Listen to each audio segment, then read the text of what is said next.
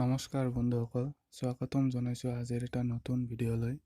আজি আমি আলোচনা কৰিম কেইটামান সাধাৰণ প্ৰশ্নৰ উত্তৰ। Number 1, when Bhupen Hazarika had been awarded with দাদা চাহেব ফাল্কে award?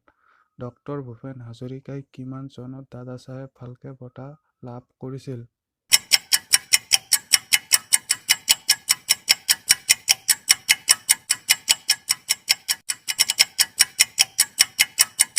ইয়াৰ শুদ্ধ উত্তৰটো হ'ব বি, 1992 চন। Number 2, who was written Namghosha? Namghosha কোনে লিখিছিল?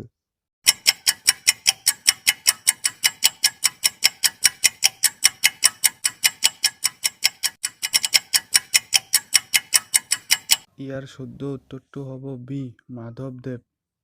Number 3, which language is used by Sankardev to written বৰগীত?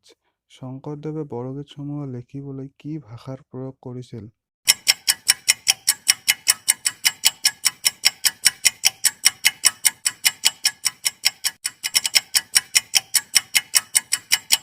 ইয়াৰ শুদ্ধ উত্তৰটো হ'ব ডি, ব্ৰজাৱলী ভাষা।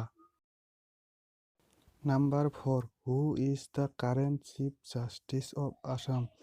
অসমৰ বৰ্তমান মুখ্য ন্যায়াধীশ গৰাকী কোন?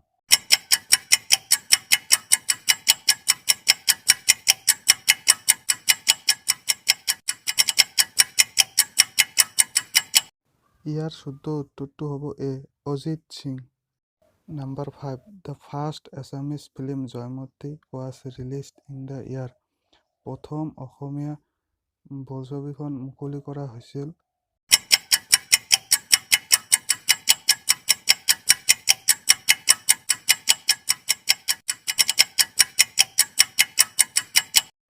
ইয়াৰ শুদ্ধ উত্তৰটো হ'ব বি, 1935 চন। আজিলৈ ইমানে, ধন্যবাদ।